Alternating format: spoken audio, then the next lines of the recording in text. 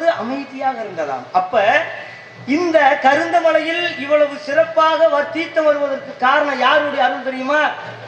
அழகமலை கண்ணனாலதான் வருது. அவன் இங்க ஆளு வைக்கலன்னா வருமாயா?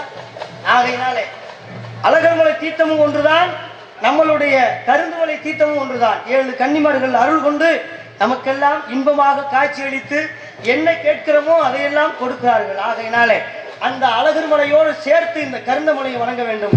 எப்படி அடர்ந்த மரம் தனிலே அற்புத வனத்தினிலே கருந்த மலையை பாரு, உச்சியிலே கன்னிமாறு இருக்குது பாரு.